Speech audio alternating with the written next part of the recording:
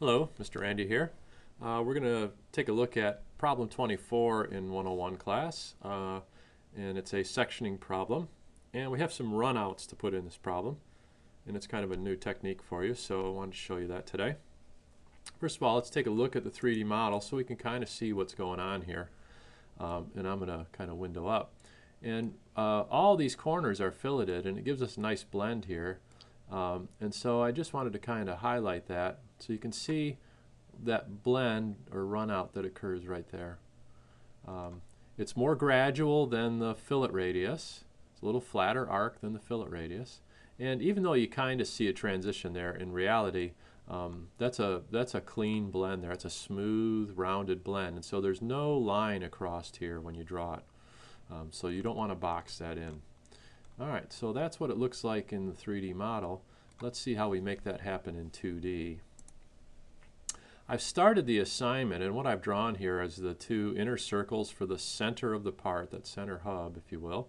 And I've got the two sides of that web, and I've also drawn circles for the first part of that triangular shape here. So let's zoom up on this. And this circle is probably going to get in our way. I'm going to just delete it. Alright. So we'd like to draw a line. We have to get the end of the web here. So I need a line. And I'm actually going to click on intersection. And I'm going to click on that line. You see the dot, dot, dot for an extended intersection. And then when I touch the circle, it's going to give me that intersection point.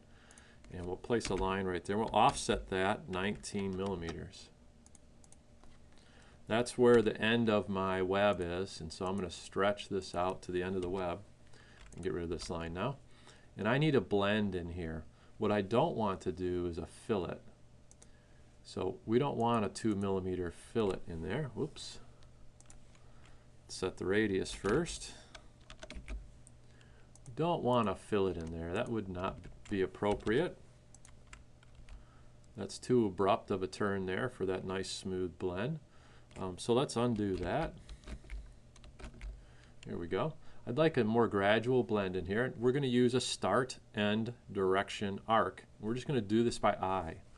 So I'm going to go up here to the arc tool, and I want start, end, direction. For my start point, I want a near point on this line, and I'm just going to come back. I'm looking at this fillet. I'm going to come back a little more than that fillet's size there. And then I want a near point for my second point, and I'm going to come somewhere in here.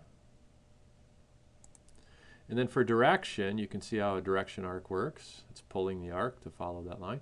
I want to go straight up at 90 degrees. Alright, so now we'll delete this line, and we can pull this back. And there is my run out. Now I want to get that on the other side, so we'll just mirror that over. So I'll come up here to the mirror tool, and we'll pick that line. And for a base point, we'll pick just the intersection right there, and we'll just pull straight up and hit enter.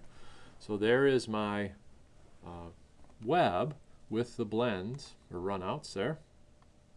Let me draw that circle back in that I had there with a radius of 16. And let's take a look at the array command now. In case you haven't used it yet. I think you have, but we'll do it again. So we're going to click on polar array. And I'm going to grab all of that geometry and those fillets there. So I have everything but these two circles.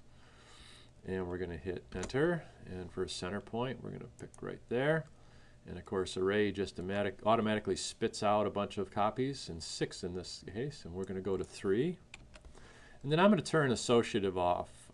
This button makes all of them a group, makes it very hard to edit, so I'm going to turn that off so that they're individual entities. And looks good. We'll hit close array. Now I'll just go just a little bit further here just so you see where we're heading. I'm going to draw a line. And we'll go tangent here, tangent here. We'll do the same on the other 3 or other 2 sides.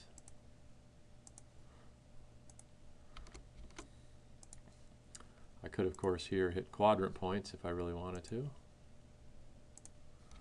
And then we can trim out. I'm going to pick these 3 lines for my trim boundaries, and then we trim out those outer circles. And there's the beginnings of the part. Now we just have to create that section view. And of course I can turn these 2 lines into cutting plane lines when I get to that point. So there you have it, runouts for problem 24. Enjoy.